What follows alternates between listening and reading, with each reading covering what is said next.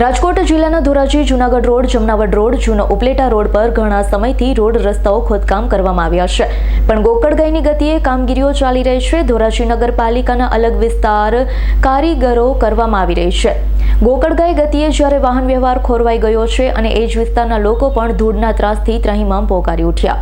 ધોરાજીના road રસ્તાની વાત કરીએ તો અંદાજે 2 વર્ષ અગાઉ જૂનાગઢ રોડ રેલવે ફાટક ઉપર ઓવરબ્રિજની કામગીરી કરવામાં આવી। રોડ રસ્તાના ખોદકામ કરવામાં આવ્યા। સામાન્ય ડાયવર્ઝન કરે કોન્ટ્રાક્ટર લોકોને ભગવાન ભરોસે મૂકી દીધા। નાના મોટા અકસ્માત અને વાહન વ્યવહાર માટે લોકોની મુશ્કેલીઓ વધી। જૂનાગઢ રોડ પર દુકાનધારકોના ધંધા વેપાર ચોપાટ થઈ ગયા। નાના મોટા વાહનો અવર જવરથી ધૂળની ડમરીઓ ઉડે છે, તેથી બીમારીઓ પણ વધી રહી છે। કોન્ટ્રાક્ટરની અણઆવડતથી લોકો ત્રાહિમામ પોકારી ઉઠ્યા। તો જૂનો ઉપલેટા રોડની વિસ્તારના રોડ રસ્તાના આરસીસી રોડ નગરપાલિકાના કોન્ટ્રાક્ટર જ બનાવી રહ્યા છે। આખો રોડ ખોદી અને અણધર રીતે લોકોને નડતરરૂપ કામગીરી કરવામાં આવી રહી છે।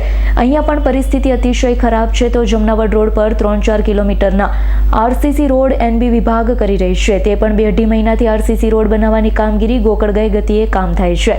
ધોરાજીથી માણાવદર જવા માટે ડાયવર્ઝનના કોઈ સરનામા નથી। લોકોને વાહન લઈને જવા માટે માથાકૂટનો પાર નથી। જૂનાગઢ રોડ જમનાવડ રોડ જૂનો ઉપલેટા રોડ હોય, ટેન્ડરો મુજબનું કામ થવું નથી।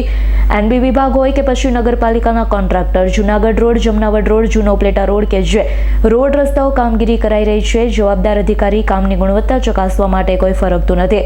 કોન્ટ્રાક્ટર ભ્રષ્ટાચાર નિયમ વિરુદ્ધ કામ થતું હોય તેવા આક્ષેપો સ્થાનિકો કરી રહ્યા છે। ધોરાજી ઉપલેટાના ભાજપ ધારાસભ્ય ફક્ત ખાતમુહૂર્ત કરી પાછું વળી જોતા નથી તેવું સ્થાનિક લોકોનું માનવું છે। લોકો વાહન ચાલકો અને દુકાન માલિક અને વિસ્તારના લોકો ત્રાહિમામ પોકારી ઉઠ્યા। મારું નામ જગદીશભાઈ પ્રજાપતિ, જૂનાગઢ રોડ રેલવે ફાટક પાસે પ્રજાપતિ મેકેનિઝમ કારખાનું આવેલ છે। ત્યારબાદ એ રોડ ઉપર અત્યારે ડમરી પણ એવી ઉડે છે હાઈ ક્લાસ કે માણસને અત્યારે કોઈ જાતની કોઈ સુવિધા કોઈ આપી જ નથી બિલ્ડર લોકોએ। ત્યારબાદ રસ્તો પણ ડાયવર્ઝન કાઢેલો છે, એમાંય પણ અત્યારે ડાયવર્ઝનની અંદર એ ડાયવર્ઝનમાં હજી કોઈ સુવિધા અસલ મળી નથી। આની પહેલાં હમણાં એકવાર બસ પણ ઊંધી પડી ગઈ હતી। એ ડાયવર્ઝનની અંદર હજી કોઈ સુવિધા માણસને આપેલી જ નથી।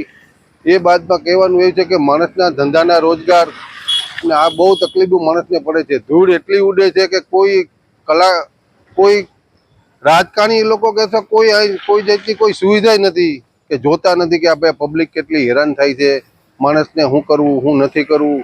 અને ધંધાની અંદર માણસને તકલીફો પડે છે અને દવાખાનાની અંદર માણસો પણ આજે રોગચાળા પણ ફાટી નીકળ્યા છે આ રોજગારાથી। એવી તકલીફો પડે છે કે બહુ મોટામાં મોટી મુશ્કેલી છે। અમારી માંગણી એ છે કે આ રોડ ઉપર અત્યારે ધૂળ ઉડતી બંધ કરે અથવા ડામર કરે એવી અમારી માંગણી છે અને ડાયવર્ઝન પહેલાં કાઢે અને પછી રોડ રસ્તા બધા બંધ કરે।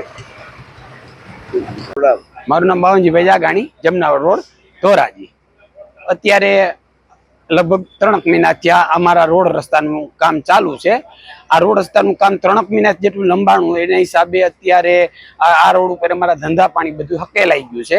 તો સરકારને અમારી ખાસ એવી અરજ છે કે તમે યાર તાત્કાલિક યુદ્ધના ધોરણે આ રસ્તાનું કામ અત્યારે ચાલુ છે એ રીતે ફૂલ સ્પીડ થોડીક વધારે આપો અને અમારું કામ જલ્દી આટો પાવો, જેથી કરી પ્રજાને આ ડાયવર્ઝનમાં જ્યાં ત્યાં ઘોકા ન ખાવા પડે અને પબ્લિક હેરાન ન થાય, એટલે પૂરજોશમાં કામ ચલાવો। ધંધા રોજગાર અત્યારે તો ભાઈ આ રોડ ખોદાઈ ગયો એટલે કોઈ ઓલી બાજુ લેવા આવે જ નહીં। અત્યારે ધંધા હકેલાઈ ગયા છે। અત્યારે હાઈ સુધી બેહી તો 2000 રૂપિયા કાવડી એમ થાય। બરાબર। હું અરવિંદ કાપડિયા, એડવોકેટ, ધોરાજી શહેર આમ આદમી પાર્ટી પ્રમુખ। ધોરાજી શહેરમાં આવવા જવાના મુખ્ય 3 રસ્તા એવા જૂનાગઢ રોડ, જમના રોડ અને જૂનો ઉપલેટા રોડ।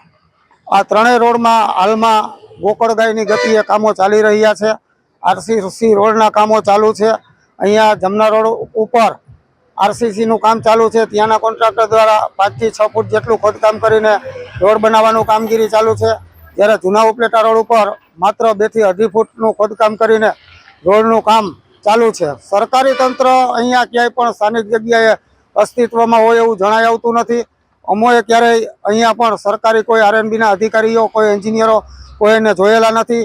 કામ ઉપર કોઈ ટેન્ડરનું સ્પેસિફિકેશન બોર્ડ કોઈ મારવામાં આવ્યા નથી કે કોઈ યોગ્ય ડિવાઈડરોની વ્યવસ્થા કરવામાં આવી નથી। બેફામ ખોદકામ કરી આડેધડ ગોકળગાયની ગતિએ કામ ચાલતું હોય, લોકોને ભારે હાલાકીનો સામનો કરવો પડી રહ્યો છે અને આ તમામ જગ્યાએ અત્યંત ભ્રષ્ટાચારયુક્ત કામ ચાલુ છે। ટેન્ડરની શરતો મુજબની કોઈ કામગીરી ચાલુ હોય એવું સ્થાનિકે જણાઈ આવતું નથી અને તંત્ર ઊંઘમાં છે. લોકોને કેવી તકલીફ પડે? લોકોને આ હાલમાં ખૂબ જ હાલાકી ભોગવવી પડે છે. અડધો રોડ ખોદેલો છે, અડધામાં કામગીરી ચાલુ છે. જે રોડ ઉપરથી વાહનો પસાર થાય છે એને કોઈ રિપેર કરવામાં આવ્યા નથી, દુરસ્ત કરવામાં આવ્યા નથી. ખૂબ જ ધૂળની ડમરીઓ ઉડે છે અને જે ખોદકામ છે એમાં છાસવારે વાહનો ખૂંચી જાય છે અને અકસ્માતના બનાવો બનતા રહે છે. Bureau report S9 news Rajkot. અમારી તમામ માહિતીથી અપડેટ રહેવા માટે જોડાયેલા રહો S9 ન્યૂઝ સાથે.